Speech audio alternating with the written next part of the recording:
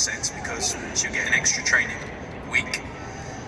So the focus is day by day, week by week. Let's just keep moving her forward. It's been a long journey, but if she's available by Orlando away or Chicago home, great bonus. And I think there's full confidence that we'll have her by playoffs. And yeah, it's great to have her back. She was back in yesterday, sat down in the meeting and started asking where a couple of players were late and started saying, where's she? And I'm like, hang on, where have you been for 3 months? Start having to get everyone else. You've been here for 2 minutes. So back to being herself, and it's great to have her personality and her leadership around. Let's turn around and appreciate this guy with the face paint and the beard. Check him out on the wave. You're going to see that. Give him a clap.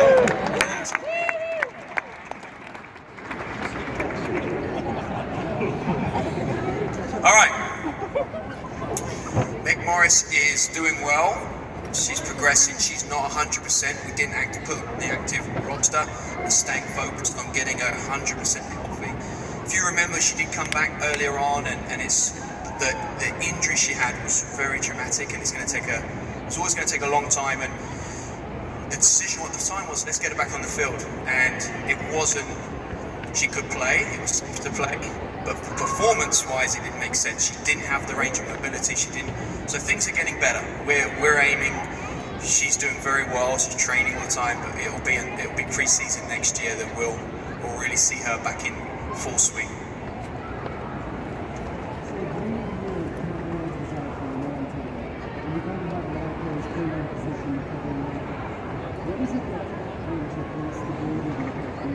Yeah, Catherine Reynolds was out at the beginning of the season, and we had a lot of different players.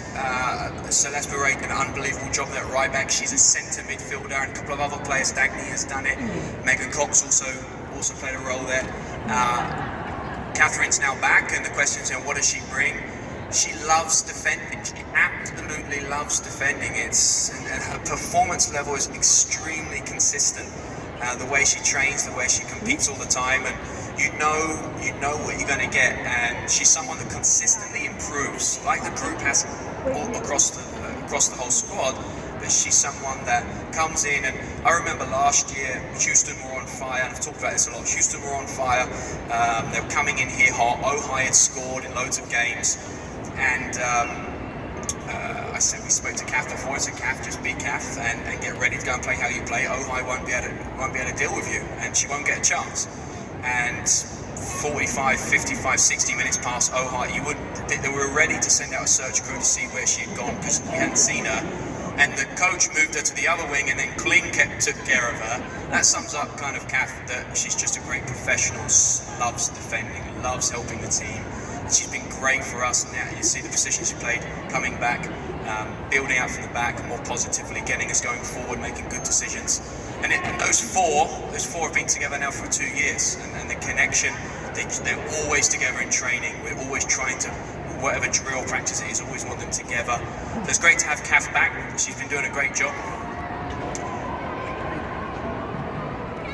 Yeah, there's a new group. Let's get after Sonnet, and I bet Sonnet tries to be really fun. Everyone check out Emily Sonnet over there. Look at her throwing technique. Emily Sonnet. Hey, Emily. Woo! Yes, Sonnet, let's go. Here we go.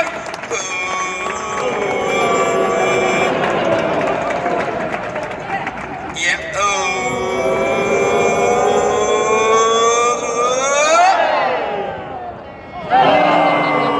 Just like you were shooting. All right.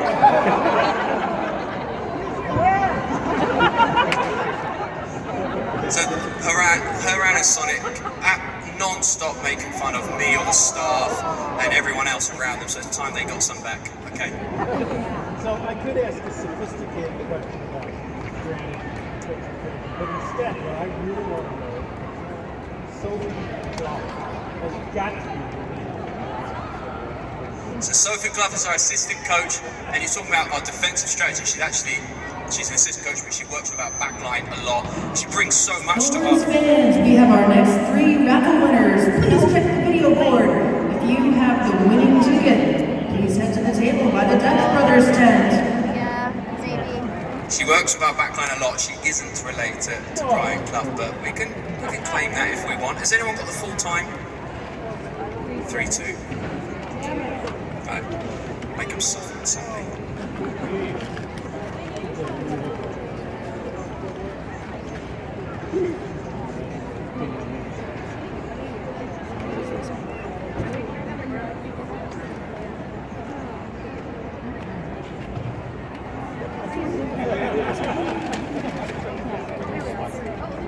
So just the question was about I work with youth players, I work in the community and outreach programs, and how I started my coaching, and then work with in England ladies reserves and the under 16s.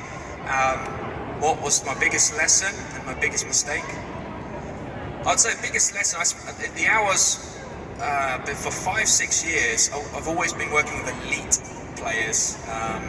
Or after the first 2 years, got into working with elite players. But my full-time job was working in the community on camps with kids, trying to get everyone into soccer. And I think the biggest lesson, I actually did a course in Virginia, the National Youth License, once I come over here, that taught you how to coach young kids, young boys, young girls, how to relate, how to make things make sense, simplify them. And when I did the course, this was now 8-9 years, I've been coaching for 8-9 years, and what I learned the hard way is how to make everything fun and enjoyable, the game. And whether it's a 4-year-old, 7-year-old, whether it's a 24-year-old, it's the most important part. Connecting with them, relating to them. And on this National Youth License, I think is run across the country, playing, instead of playing a 2v1 shooting game, playing SpongeBob versus Patrick, and suddenly the energy and the connection. So I think the biggest lesson was always trying to relate and connect and bring out the best in the player. The biggest mistake, I'll give you two. So the biggest mistake was not doing that youth license in America before I made thousands of young kids cry and trying to excite them about the game. I was too strong and too passionate and thought everyone should be amazing all the time, and learned the hard way and then learned through experience how to connect, and the course was an eye-opener and wish I'd done it years ago. At the professional level, biggest mistake, I mean, this season we've learned as staff so much about how to keep helping these players and helping this team, and I think the biggest mistake that I probably did 4 or 5 years ago, 6 years ago, was thinking that you're a good coach, thinking that you've progressed to a level and that's it. And as soon as you slow down, as soon as you stop trying to learn, trying to help your players, trying to help anyone in and around the club, then you're not doing them justice. You're not moving forward. And I made that a couple of times, and then I realised where we are now, like this year, if you look at our team, the way our team's evolved, we're a very, very different team from the beginning than we are now. I'm not just saying because we're on a run, we've learned some lessons, and we've learned some lessons on reminders on the demands of the league. And last year, 16, we went into 16 understanding you had to be an unbelievable great possession team to succeed. Kansas and there's a couple of kids, Seattle, were 14 and 15. They're the best possession teams. That led to success. Possession and playing good soccer has always been part of my soul and always will be, but at the same time we're in the business of trying to succeed and making sure that we combine what we believe in with what the needs are. So we went into 16 thinking possession is what's going to get it done, and spirit and flash came out and just smashed the ball, smashed it and ran, and we hadn't seen that in the high level here in this country since the early WPS days. It had been progressively getting more possession. So 16, you saw us, we're chugging along, we're trying to find our way, and what we found was we have to get through games on the road. It's really hard to beat the pressure and outplay teams on the road. We have to be a bit more creative and be a bit more direct, but at home we get to play our soccer. That was last year. I'd say this year, more than any other year, is the harder you work in every single position, and a team working hard, training hard has always been a part of what me and Anderson and the staff want to get the team to do. But in the game, you look at Kansas away, we just dropped. We were in control of the game. It was one of the best performances in the first half away from home. We dropped energy for 5-10 minutes. Bang, bang, 2 goals. And there was from mistakes that we don't like to make. But they were allowed to get into that area of the field. Seattle didn't breathe on Saturday, and it's easier being closer, but being away from home. Energy is so key, and doing it every moment is so key in this league. You can't, the 3-0 Seattle halftime against New Jersey, and New Jersey come back.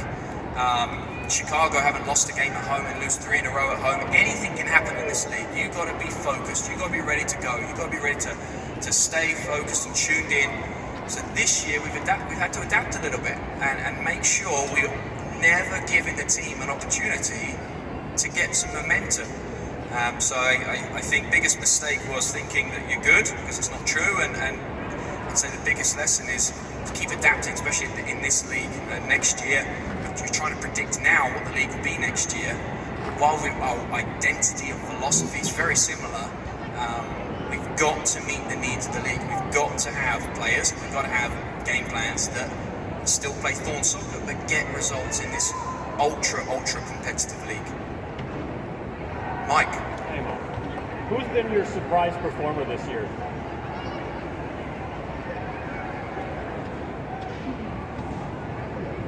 There's been a few.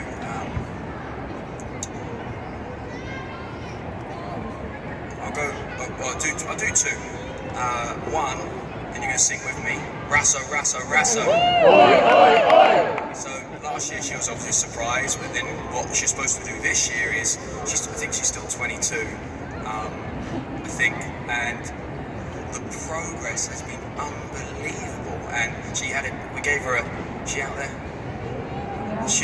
a day off, so she's suspended for Saturday, so we gave her a Sunday, Monday, Tuesday off. She started training today. And she came in and straight away had to knock her down a peg because she scored a couple of goals and make sure she doesn't get too confident. And I was like, Rasso, that free kick at the end against Seattle, I was like, what's going on? She was like, I can't believe I got a yellow card. And I went, no, they almost scored from that freaking free kick. She was like, lucky I scored 2 goals then, huh?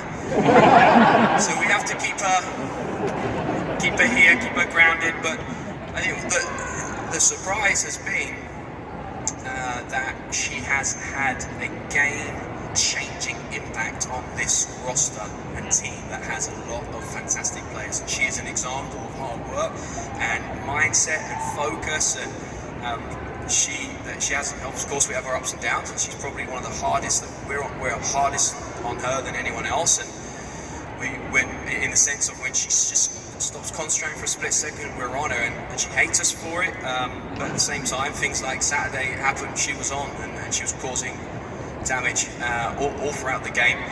So super happy. Not surprised, because she's got a great future. Surprised she's had the impact on a team that has so many great players, and well done to her. And the second one is AD France, and right now no one's really across the, and it's starting to really tick me off. No one's appreciating what we have right now. Not you guys appreciate Portland. Across the league, and when we're talking about goalkeepers, and I'm repeating Angera's words, and Angera, the German, isn't biased. She doesn't try and pop up Thorns players. She is brutally honest. It's why we love her. But in her words, right now, there's no one performing like AD. There's no one in the league. And I see we're talking about this keeper, and Nadine gives me reports every week across the league. And my knowledge is limited of goalkeeping. But these goalkeepers we've been talking about, they've struggled, but might not have conceded goals from it. They've struggled, and we look at AD. She had 2 wobbly games, game 1 and game 2, playing for a team. If she doesn't make her pass perfect, she has 10 angry field players. And by the way, all 10 wanted the pass. They don't want that player to get it on it. They all want it. Everyone on this team wants the ball all the time. And you look on Seattle. On Saturday, Kottmeyer was struggling with her distribution, and she had one player screaming at her. You probably saw it on the. There's 10 out here. They want the ball all the time. So she had 2 wobbly games, and people got into her, and it frustrated me because the level she's at now, it's unbelievable. Distribution, shot stopping, in the box. She's the best performing goalkeeper in this league, without a doubt. And it's hard for us to say that because we don't want people to get comfortable. But that's the best thing about AD right now. What AD and Angera have done, and Britt Eckerstrom, that team of 3, they know they're improving, they know they're moving forward, but they consistently set new targets and new levels. And I think it was the Kansas away game, the free kick. And before Nadine could say anything, AD said, "Look, I should have got that, and this is why. Could have done this, could have this." And I'm looking at it going, "There's no way you get to that. Went over the wall, we shouldn't have ducked." And and it skipped off a fast surface. I don't know goalkeeping. I'm looking at going, look, we can't give the foul away, can't get caught, we can't have the ball get beaten. And she's already saying, I can if I do this. She wasn't doing that 6 months ago. That's Angra's impact on her, but the mentality she showed comes back to that. The mentality she showed. AD Farch has always been a very, very good goalkeeper. What she's doing right now is right up there with the best of them, and I hope she gets that appreciation. And me and Nadine constantly talking about in the office, we're blown away. Like Rich, the other assistant coach, comes up to me after game day warm-ups and he just watch AD in goal. Just watch her. Tell me another goalkeeper in the world that can train and perform like her. So we're super excited. The surprise is that she's gone from here to here, and it's not slowing down. So we're super excited for her and the journey she's had. It was a frustrating year last year for her, and she dug deep and came in and worked really hard.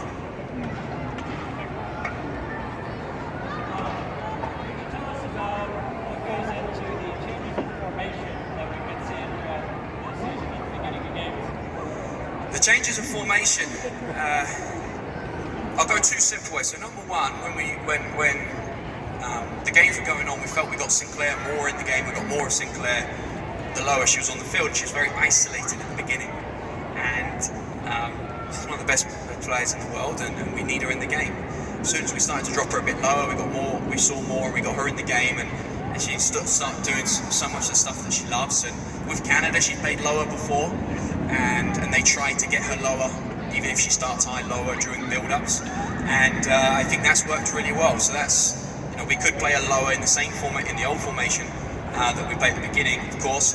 So making sure we get the best out of her.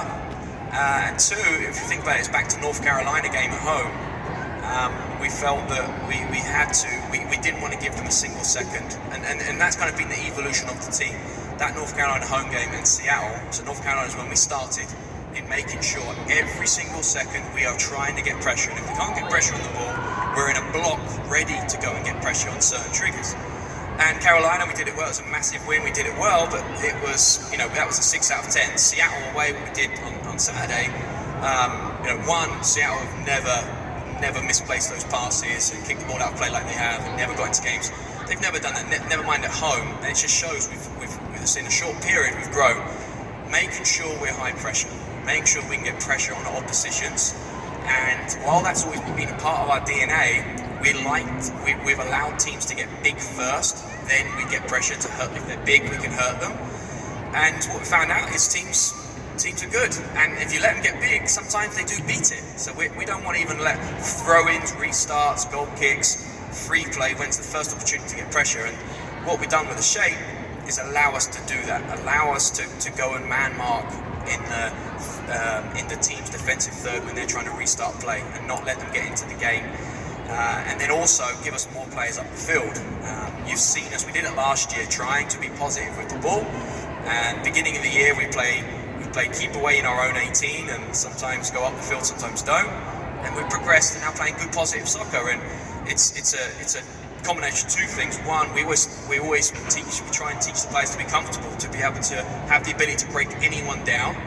And it takes time to get that right. And second, we've got a lot of players that always want the ball. They love the ball, and it's why we brought them here. And it's sometimes difficult to keep them going forward and keep them going towards what we're here to do, is score goals, because they love the ball. They love enjoying the game. And if you saw it away at Seattle, it was the 70th, 75th minute. We started slowing down in the final third and passing, and we were losing it on the sideline. No, keep going forward. And Rasso got the second goal, and sometimes we've sat off when we've had the lead. We had to keep the foot on against them, because they're a good team. So yeah, Sinclair and pressure.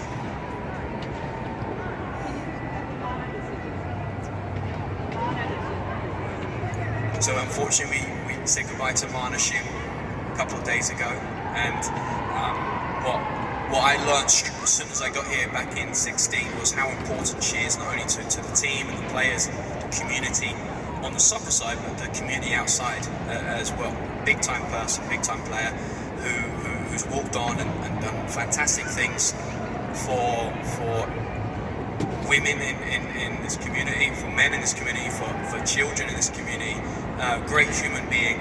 She's coming back from concussion. She started training last week. She approached us Friday. Someone had reached out about this great opportunity to play games in Sweden, and we had talked throughout the year. There's some players that let you talk to them a lot, some players who don't want to talk at all, and that's up to them. Mana's one who was always ready to talk, and the relationship was close in understanding her role for the team, and I always said to her, even at the end of last year, I said to her, Mana, the second you know what your opportunity is going to be here. You're going to be coming off the bench. You might start some games. It's between this bandwidth, and she was 100% all in. She wanted to be here for this team and club and get more championships. And I always kept it open. As soon as you feel that need, that you have to play and you need to play, and if we can't give it to you, you just tell us, and we're going to support you. We're going to be there for you and keep this door open. So the opportunity in Sweden come up. It's more of a short-term, medium-term thing, and the option to go be back in 18. And I mean, it was quick because the deadline was Tuesday. So it started on Friday, and everyone immediately in the team 100% behind Mana. You go and do that. At first she was like, Mark, this is great for me and my career, but I want to be here for the team. I want to be there cheering and supporting these players. And we had to early in the conversations like, Mana, we're doing so well because you've cared so much about us. You got to care about you now and go and take this opportunity. Go and play your games. You pick up the phone whenever you want to be back here. So we wish her well, and we're going to miss her, and some of the other players are going to have to pick it up with what she brings on the field, and more importantly, what she brings off the field. It was cool. She come in and said goodbye. The last thing she said to the team was, we had a team meeting 10:30 before we trained at 11. We moved it to 10:20. We want to say goodbye to Mana. And wish we moved it to 10, and everyone's in tears and getting emotional. And then I had PowerPoint ready as well, like tactics for Washington Spirit after. And that went, I had to throw that out the window because we're all welling up. But Mana spoke to the team, and the last thing he said, guys, we're in a good position because we got closer. We got closer as people. We've connected with each other. We've supported each other. And she said, I want you to win a championship, but more importantly, I want you to keep connecting with each other. I want to keep supporting and being there for each other, for this club, for this community.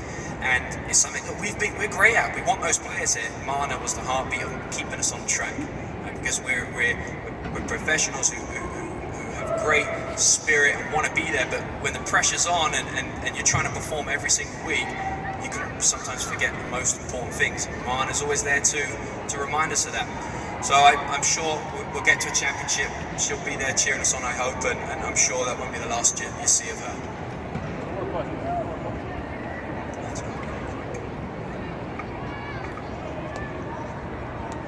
2018. I couldn't tell you what Saturday's roster looks like. I've got too many good players right now.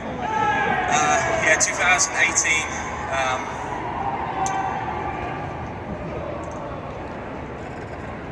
A couple of weeks ago, I grabbed a player, and we don't often talk about futures until the end of the season. And I grabbed a player, and it just came up, and what's your plans for me? It wasn't a formal chat. I just said, I'm going to keep hold of this group we've got, group of staff, group of players, for as long as possible until the player comes along and says, I want something and need something else. We've got a great group. We're going to keep trying to keep this group together and keep trying to move forward. Last question.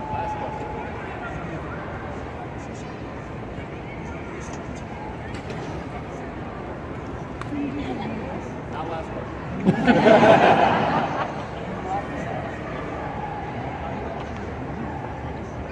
Any chance of Angra going back to Germany? Well, there will be 21,000 at the airport. Make sure that doesn't happen.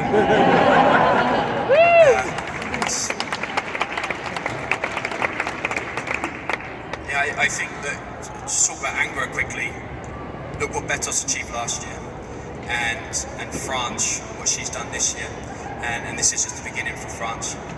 Angra has a massive impact on Emily Kruger last year, now Britt Eckerstrom. Britt Eckerstrom has an unbelievable future. You guys, we got a glimpse of it in pre-season. Fantastic athlete, goalkeeper, and so much more to come. She's a great coach, more importantly, an unbelievable person who gives so much to our team. In two ways, I kind of say this whenever I talk about her. She's there for us when a player needs love and needs a hug and needs support in that way, she's there. When a player needs to be told that they need to freaking sort their lives out, she's there as well. She's there, she's honest, And obviously everyone, and even us as staff, she does the same. And sometimes we give her some crap. So if you bump into her, she turned up. We had a team. We're training the other day. We have staff meetings 2 or 3 hours before training starts. We're all sitting there 3 minutes into our meeting. No one's ever late in staff and players. It's a great elite environment. Nadine's still not there, and we're picturing what the night before could have looked like because she's a bit wild. And someone calls her on loudspeaker, and she's heavy breathing. She's in a gym workout, kettlebell workout, and we're on loudspeaker. Nadine, she's like, yeah, and someone's shouting background, 2 more, 3 more, and she's working out. And she goes, oh what time's the meeting? Like 3 minutes ago. So okay, see you in a minute. So she's never been late. So if you see her, make fun of her. Heard you're always late for meetings and you're very unprofessional. Make fun of her. She's not going anywhere. We all feel like a family here with the team and with the fellow fans. And speaking of your family, the stuff with Edie after games is delightful. How is it seeing your family and your daughter especially like being welcome here and being part of the team and the fans and just kind of the community here? It's really cool. Edie comes out, my daughter comes out, and you guys make her feel like the queen of the planet, and you're creating 20 years of misery for me. I don't. It's surreal. It's truly surreal. Like the first time it happened, kind of by accident, and then she sits at home and she's practicing and she's asking. I'm watching. I've got the stream on the TV, watching a game or whatever, and she's in front and trying her chants, making songs up. She absolutely loves game day, and I think that I'm so focused all stress on game day. I don't get to take it in, and then some of you guys have caught it on video, and there's someone that videoed it and actually DM'd to say, there you go, appreciate that. DM'd to say, can I have this video? Like, I'll never forget this moment. So it's cool. She loves it. They were going to try and come tonight, and she got held up, and I didn't want to stress it in traffic. And then I was picturing her sitting here